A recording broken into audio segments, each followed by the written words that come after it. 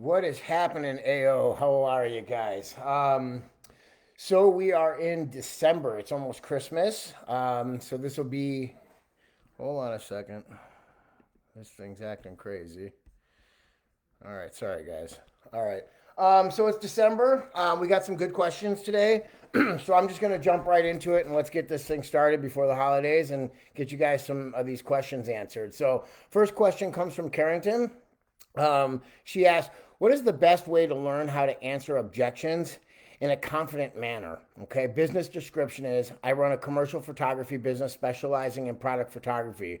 When talking with prospective clients, what is a good way to increase confidence and learn answers to questions or objections that won't lead to more questions? Okay, so that's a really good question. And actually, one of the things that we do over here is we had Tom Black write scripts for my technicians because, like anything else, if you practice something enough, you're A, going to know more about it, B, you're going to sound like you know more about it, and you're going to have that confidence that you need. So, a lot of the things that we try to do is because, I have multiple technicians. I own a residential heating company in Chicago.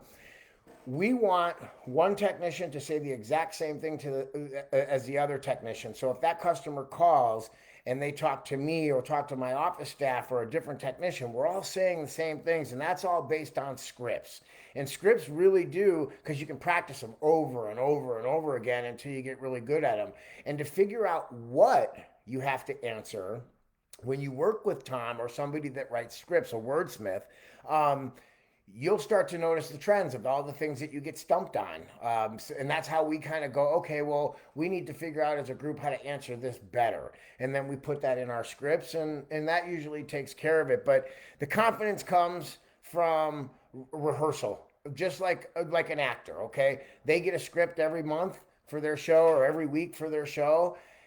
They know that inside and out. They even know what the other actor's going to say because that helps them form emotion. And as you know, when you're pitching somebody or selling something, if you get excited about it, people are going to believe in it just because you believe in it. So, writing scripts is by far the best thing that's helped my company and the guys that work for me.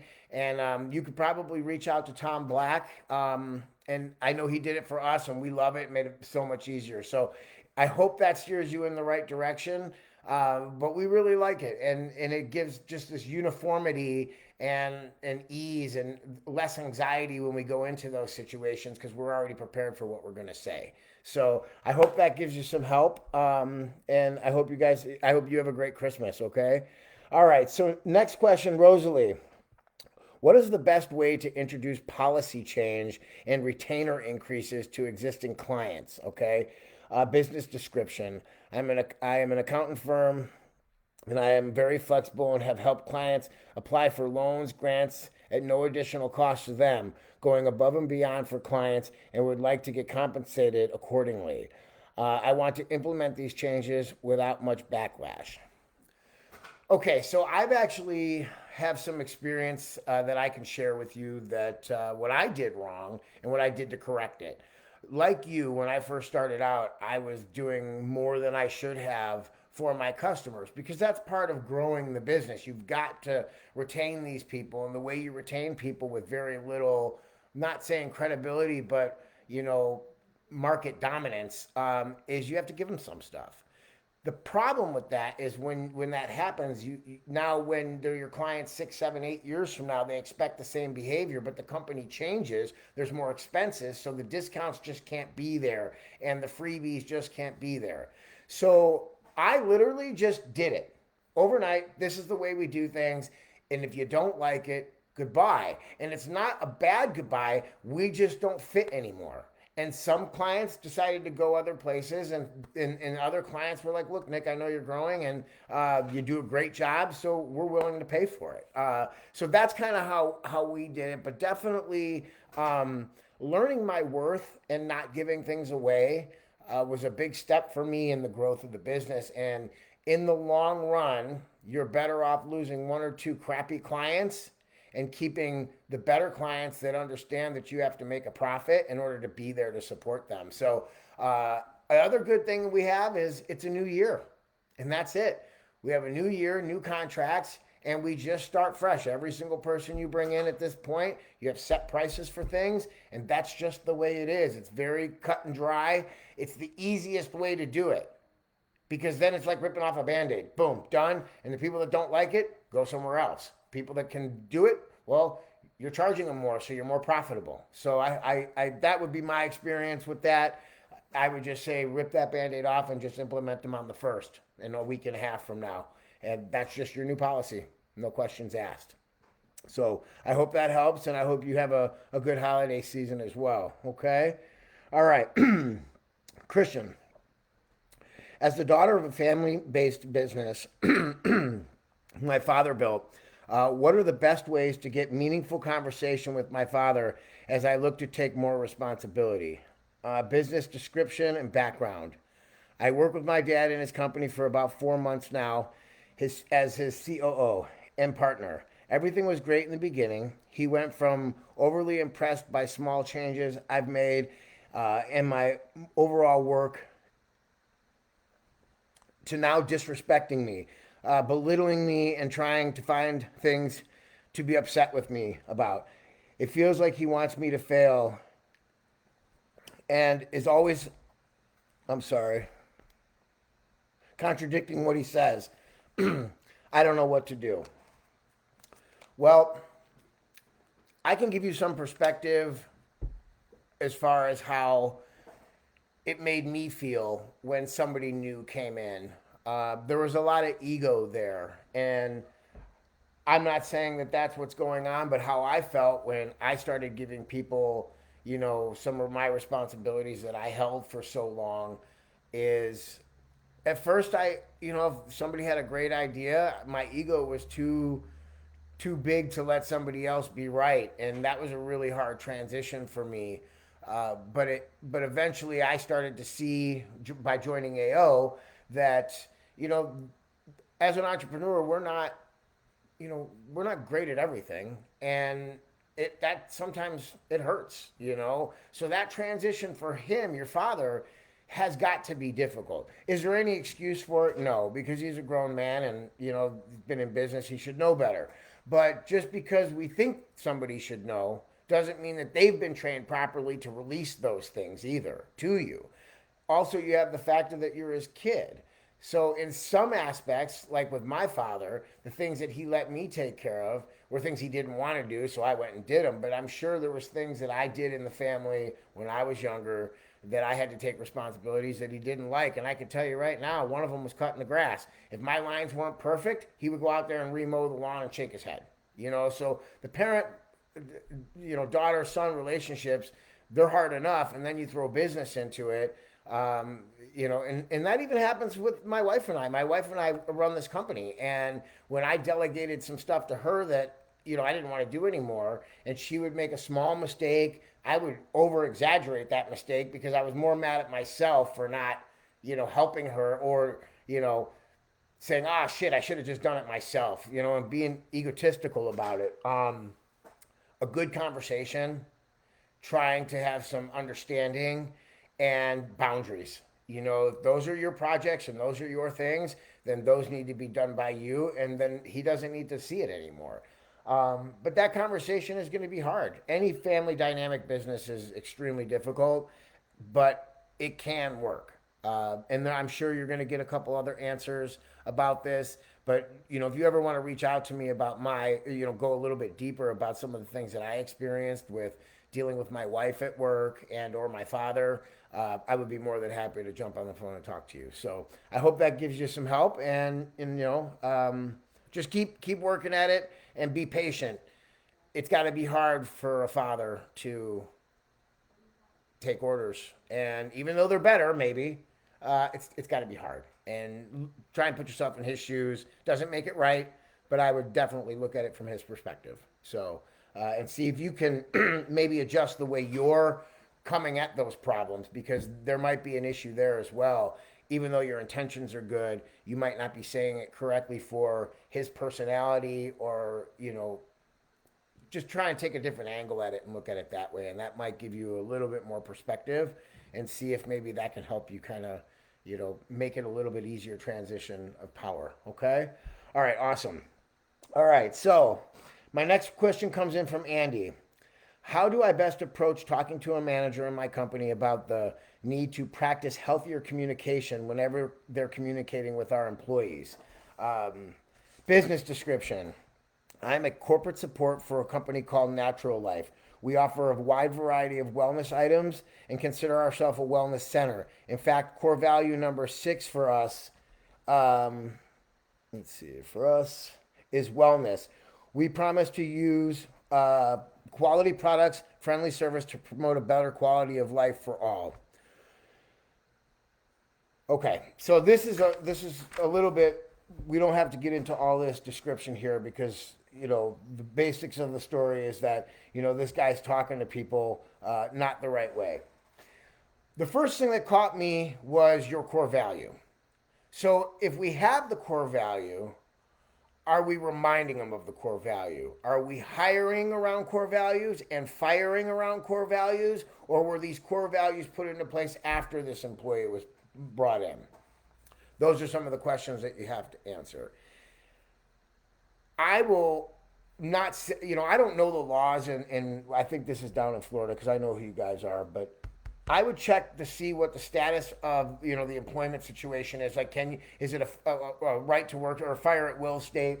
Because if you have your core values, I would assume you have a write up system, and maybe it's a write up time, and maybe 2 write up times. The write ups are not only to warn the employee, they're to protect the business because then they can't file unemployment in certain states. Like I said, I don't know everything. I know about my state, but I'm not sure what state this is in. So I would make sure that those things are done. But what I found with my technicians that I keep in charge with people is when they start getting testy or crabby or bitchy or whatever the situation is, sometimes it's actually that person. They just don't get along. Sometimes it's that person's angry about something. So instead of coming to upper management, even though he kind of is, there's a step above him. If he hasn't reached out to you about a problem with a certain thing, maybe it's time for a sit down. But at a certain point, depending on what it is, and every state's different, you really have to make sure the company is covered first because of lawsuits. And, people will do some, I could go on and on about the stuff that employees have done to me, stolen from me, side jobs on me, literally cash stolen. So definitely let's go back to the core values and say, hey, is this something that we want in our business? I do know about your company, and I know that's not the way you act, and I know that's not the way anybody. So I just definitely think that we need to look at the core values and ask yourself a very serious question. Is this okay in my store? And if it's not, and you've protected yourself properly with the write-ups and you have that, an employee handbook and all those things that I'm pretty sure you have, then you can just fire them, And I went through a situation recently here at my shop where we had, I call them, a shop cancer. They will bring everybody down. The revenue will drop.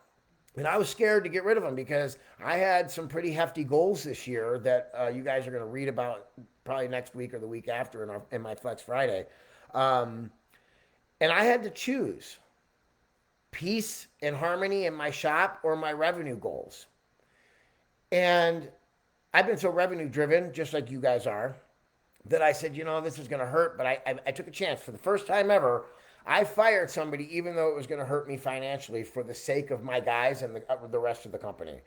And lo and behold, one of the guys that I just kind of liked, I didn't think he was that special, has stepped up in such a way that I even invited him to our sales training that I did this morning with Tom Black because, it came out of nowhere. The guy came out of the closet like, hey, I'm ready to help you run this place. I would have never seen that in this kid if I didn't get rid of that cancer because a lot of the other people that were here didn't like this guy that I fired. And finally, once he was gone, the crop started to bloom, So keep that in mind too. Don't be scared to get rid of somebody. Hire slow and fire fast. And I can only say that because I've had that problem myself and I was not very good at it. So that's my advice for that. You can reach out to me anytime. Just give me a call. You know how to get a hold of me. All right. I hope you have a good holiday, man. Sorry, guys, I'm getting over a little cold, so it's been a rough week. All right. Kyle has a question. When hiring, how do I determine if I should pay salary versus hourly? Description of business. I have a small athletic training facility working at previous gyms and hiring trainers at previous gyms. I've come to find it's tough to keep people who are good at what they do and keep them around long enough to build a team when they're getting such few hours in the beginning. Um, would supplementing their pay with front desk, cleaning, etc., be a way to keep them? Yes, yes, yes, yes. Um, I know what you're going through. I went through that when I opened my company. It was me by myself, and then the first employee that I hired, I really hired a part time guy on the weekends until I gave him so much work that he didn't, he wanted to quit his full time job and come work for me full time. So it's a process. It's a long process, unfortunately, but it is a process. One of the things that I did for my guys is exactly what you said. Hey, does the shop need to be cleaned this week? Okay, great. Let's clean the shop. That gives the guys a day's worth of work. And then also the other thing is unemployment. If they're working enough hours to get them on unemployment, sometimes the price increase in the unemployment percentage is less than what it costs to hire somebody, train somebody, and put somebody in place. So in my situation, I had worked for them like 10 months out of the year, and I would have 2 months that used to get really, really slow. So you throw them on unemployment, your rates go up a little bit because that's, and you have to talk to a professional about that, a payroll person or whoever you go to with that. But for me, it was worth it because that employee is worth so much to me and so profitable during when I need him that to raise my unemployment insurance a little bit throughout the year for me paid for itself because now I have the same employees all the time. I mean, obviously not. I fire a lot of people come and go, but it gives me the ability to retain somebody for a longer period of time. So if that was something that I could do to actually go, okay, give this guy unemployment, you can work them up to like 15 hours in Illinois and then they can stay on unemployment. So I would work them 13 hours, give them unemployment. They were happy because they weren't starving to death. And then when it came time for me to make money, like for us with air conditioning, May, June, we're banging. So what if my rate goes up 2%? Who cares? That's a business expense that you have to build into your margins, and there's a lot of mentors in this group that can help you with that. I am not one of those people. I hire people to do that for me as well to figure that stuff out. But definitely, the unemployment thing is a trick. You could, I guess, I had a couple instances where I paid a guy, more than he was really worth to keep him. And especially in today's job market, finding people is very rough. So if you have to raise your prices, you really need to sit down and know your numbers to be able to figure that out. But that's just an option that I used in my business. So I definitely hope that helps you guys. Okay. All right, salary or hourly? Okay, so there are some benefits to hourly and there's some benefits to salary. The salary part is great because you don't have to pay overtime and it gets you out of some stuff like that. But what I'm finding is the newer generation of workers that are coming into here, they want hourly and benefits. To me, it doesn't matter.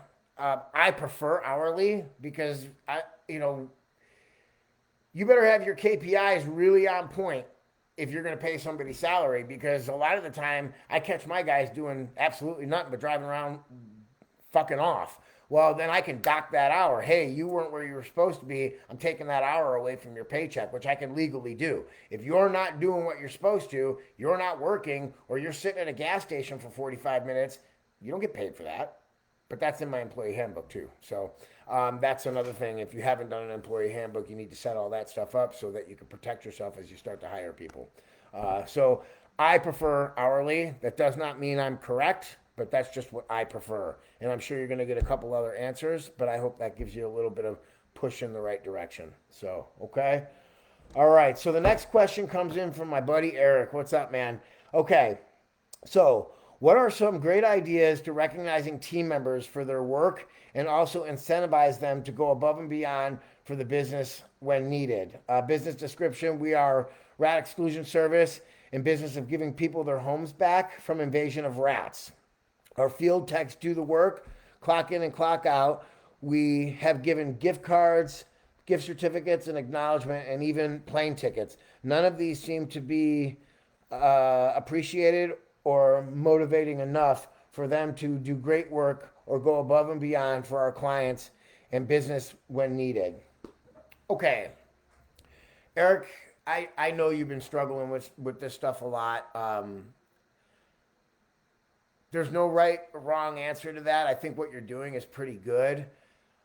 I think it's really hard to get somebody that thinks like you that wants to do what you're doing. It's tough, man.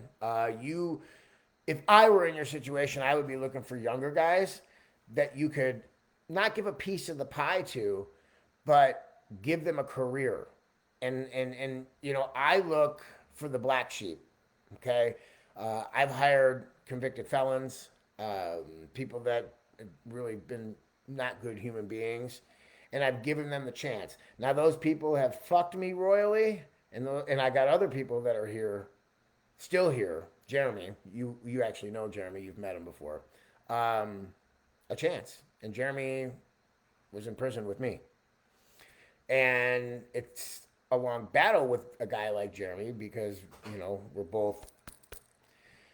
But the guy has been with me since day one and gives a shit about this business because whether this is his thinking, I know what he's told me is nobody else would have given me this chance.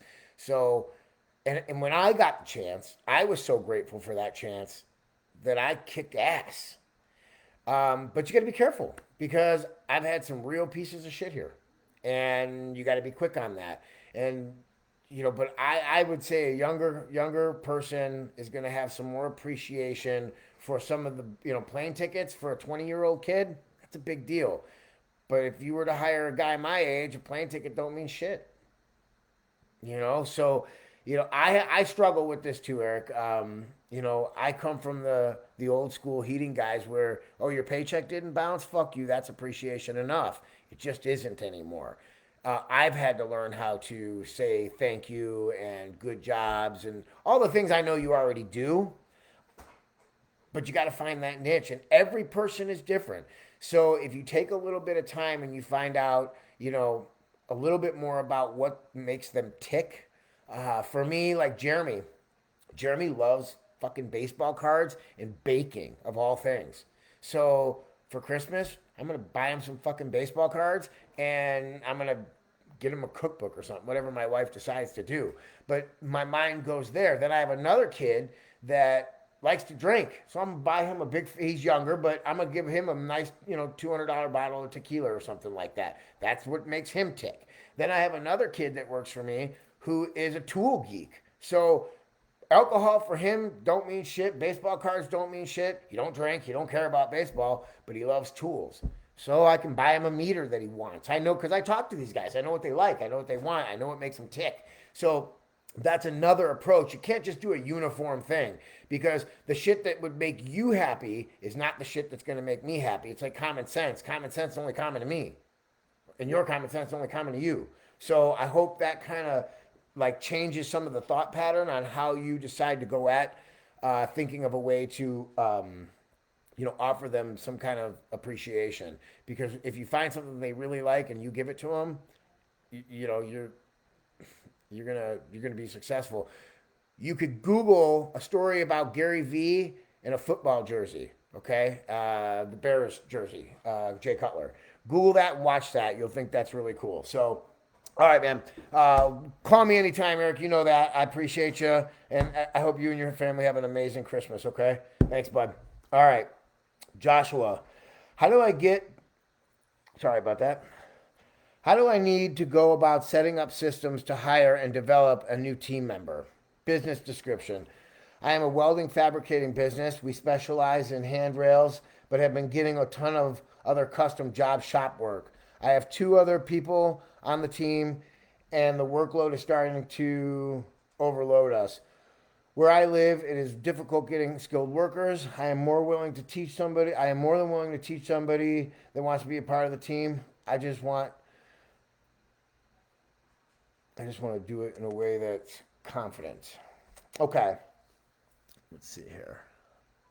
Setting up a system to hire and develop a new team member. Well, the first thing is identifying what that new team member is going to do. Okay, so if you're bringing in an entry level person, what jobs and is there enough jobs to support this person? 30 hours, 40 hours, whatever you're guaranteeing them. So that's first. Do we have enough work? And it seems like you do. Okay, so we got that covered.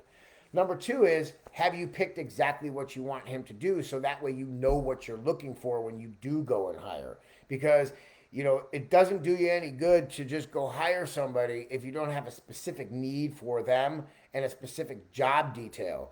I had a lot of problems with that in my company. I would just hire people and go, just go out there and work and do it. Heating and air, and that's not how it works. When I started hiring based on I need a duct cleaner, I would hire a duct cleaner, somebody with experience, somebody that's looking to do that. If I wanted a service technician, I would hire a service technician. If I wanted an installer, I'd hire an installer. The reason being is because you can hire a really good person and not put them in the right spot, and it doesn't work out for you or them, and then you've wasted your time. So figure out that you have a need, which you do, then figure out what that need is going to be and what their job description is, and then what the skills that they need in order to complete that job to your satisfaction. And then when you figure that out, then you can start looking for candidates. And then after, if you're willing to train, what's it take to train them? Okay, so you have a playbook, and you can do this on YouTube. We're in the middle of doing this ourselves. How to clean a furnace. I'm standing behind my guy with a camera. And step 1, step 2, step 3. You're going to have to do the same thing. Or you should write this down and make a system or a process for what this employee is going to do. You'll find the employee will be happier. You'll be happier with his work. And you'll also not waste your time and his time. And, hiring and firing is extremely expensive.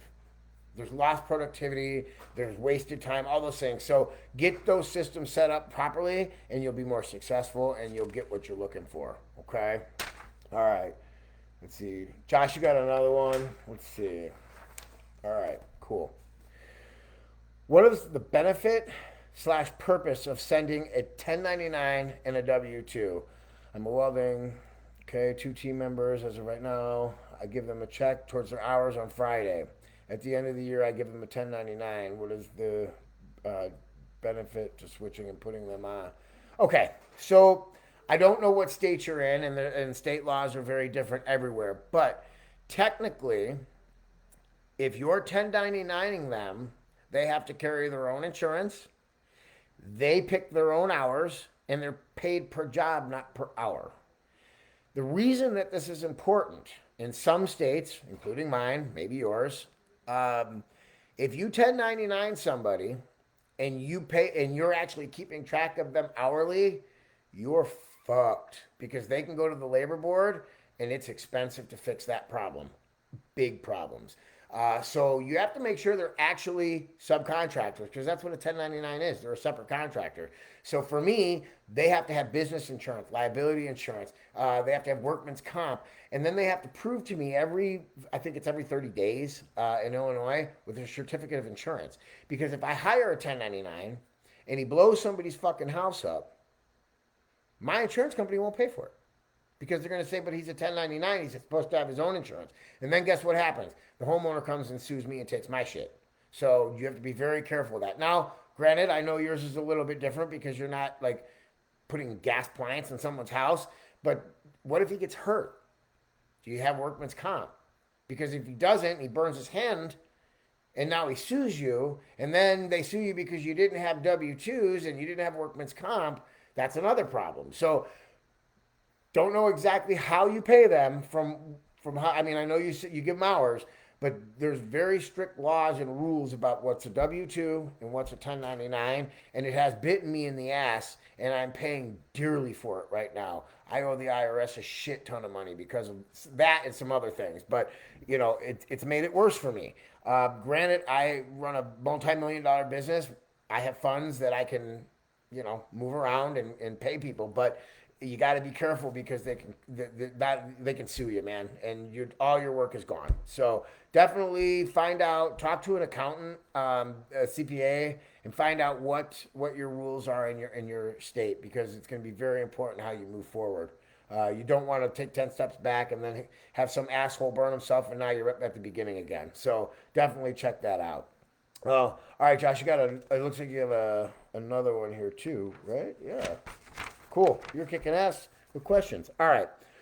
What data should be tracked weekly? I see on AO mobile app, Sean asked if we're tracking data. What kind of data should we be tracking? I'm a welding and fabricating. Right now, I keep with all my materials, expenses, labor costs, units. Okay. But, when I was smaller, that's kind of all I kept track of too. As you get bigger and you start to have more employees, you're going to find that there's wasteful spots. So,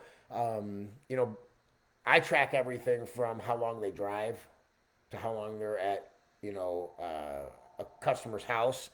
My office manager will look and see that, from one house to the other was supposed to take 35 minutes and it took an hour and 10 minutes. We're getting on the phone and asking them why.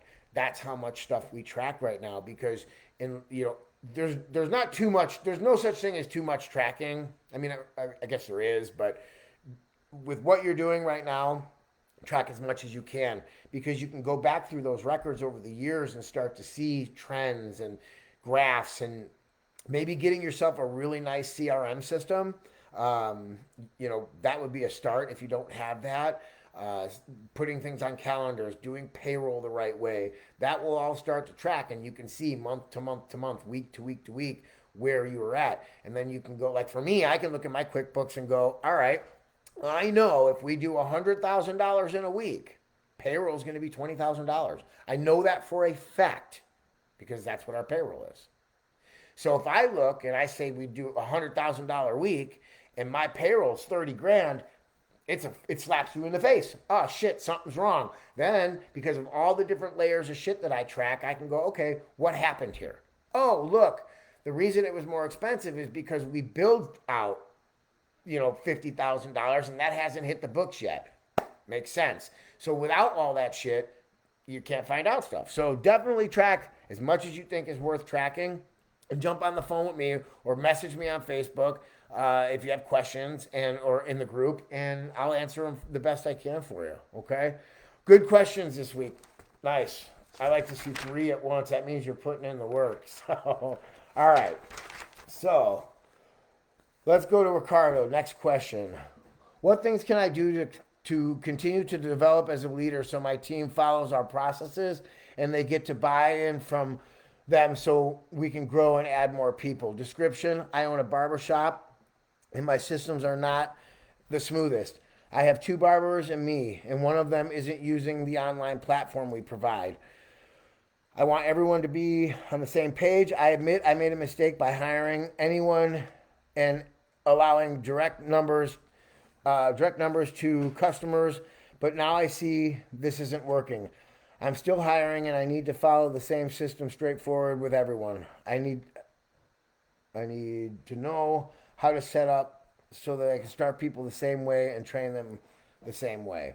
Well, if the guy's not following the system that you gave him, did you not explain it well enough to him?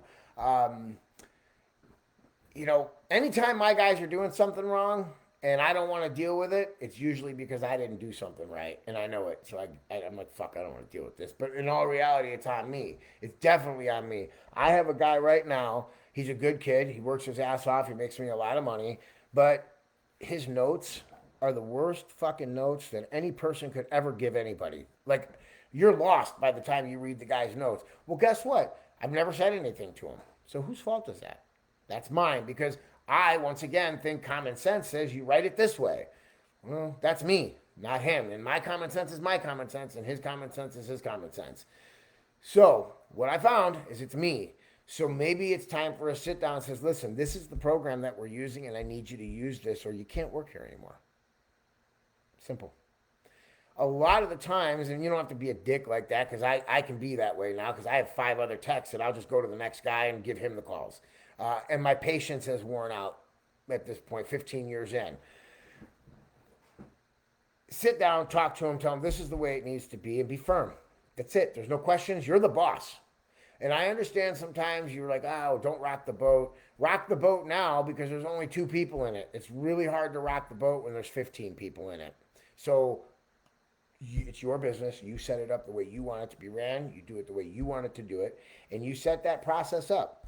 And everybody that comes in from now on follows that process. But it's really on you to make sure that you're following the processes that you put in place. Because I set things up for my guys and then I don't follow through. And then I bitch at my wife about why isn't it done? And she looks at me and goes, well, what did you do? And I have to say to her, well, I didn't follow through either. And most of the non-follow through by customer or by employees comes from the owner or the person in charge. So that's a deep look at yourself. I don't know if that's the case or the guy's just stubborn.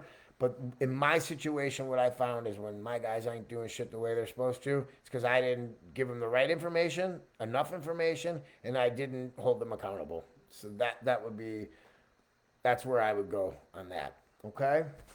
All right, next question comes from Darby. Hey, Darby, how are you? We have a fleet of vehicles. Should you aim to keep all vehicles out in the field every day or keep one as a backup in case maintenance is required? Description and background of question. We have a fleet of mobile pet groomer vans. There are 3 out of 6 in which all of our vans, there are 3 out of 6 days in which all of our vans are on the road, and we're constantly having all vans on the road and considering putting all vans on the road for 6 days. Let's see here. Nice printer I have here. Okay. We are closed on Sundays, which is the basic maintenance day for small things like oil changes, quick repairs by our house mechanic. Bigger mechanical fixtures require taking vans to the shop, which are always closed on Sundays. My concern is that if we never have the van off the road and something comes up and requires a week or more, we are pulling the girl out or the technician out of the van. Okay, so I can definitely appreciate this. It's very expensive to have another one of those vans. I know what they cost. I have that problem here, but I have one backup van. And my backup van is a $25,000 van. Your backup van is $110,000, if not more, if I remember what Heather was saying those things cost. That's a tough one. So maintenance-wise, we have a mechanic, just probably like you, that comes to the shop and or to the employee's house to do oil changes. That seems to work for us. I know there are places out there that do mobile oil changes, come right to the, if they park them at home or they park them at the shop. I'm not sure where you guys park them at. But for us, the mechanic goes there, does his oil, but he also keeps his eye on things for me and says, hey, this is going to need brakes. I'm going to need a day and a half on that. Well, then I don't work them on Saturday and Sunday, or I rotate that vehicle somehow. I know it's difficult. And then I put that truck in at Friday night. He's got it Saturday. I pick it up Sunday, and it's back here for Monday for the guy to go back to work. It's an inconvenience, but if you've got when we're busy, all my trucks except for one are on the road. I always have one backup. And I have had the backup break while it was being a backup, and then you're just shit out of luck. It just happens. That's just part of it. Sometimes I can maneuver the schedule enough to where another guy can cover, this guy can cover that call, this guy can cover that, and then the pieces work out. But in your situation, the way you guys zone things and the amount of time that it takes to groom a dog, I know it's impossible. So as much as Heather's going to kill me for this, it's time to go buy another truck. It is really. I'm not being a smartass. It just is, and that's a surefire way of never ever being in that situation. ever, because I know how important your guys' revenue is and how hard you guys are working to. We know we just broke 1 million, but now we got 2 million on our hands. And the way we're going to get there is to have that extra truck. And then when that extra truck starts to be like, wow, we need another one, it's already there. You can put an employee in it right away, because I know ordering trucks for you guys takes a while. And then once you put that employee in that truck, boom, you order another one and you got a backup. And whether you take the oldest truck in the fleet and turn it into its backup, that's what I have. My oldest truck in the fleet is our backup truck.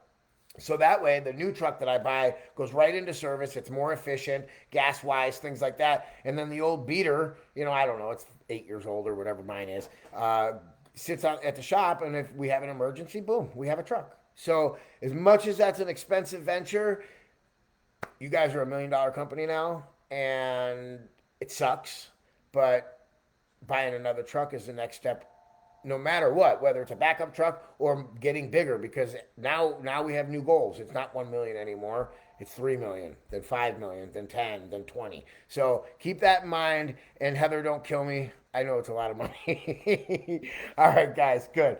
Let's see, Ricardo. Let's see. His question is, how do I start working more on my business versus in my business? When do I start backing off from the day to day and begin thinking more strategically? Business description, I'm building a barbershop, and it seems like I'm losing focus on building the team because I'm working 50 to 60 hours a week in the business. Should I hire someone to help me with all the small things? Well, that question can be answered in a lot of different ways. But the way I'm going to choose to answer that is, when I decided to hire somebody because it was, I needed to work on the business, first thing I asked myself is, do we have enough revenue to not only support the fact that I'm not going to be working because my pay is not going to change? Why should it? And do we have enough revenue to pay that employee when I hire them to do my job? And the answer for me was, I had to take a small pay cut. I went from making I think 100,000 a year, and then I dropped my pay down to like 60. So I had 40 grand to play with. But that's because I wasn't living outside my means, and I basically, buried myself in my company. And we're talking, this is, 13 years ago. All right, so it's been a while.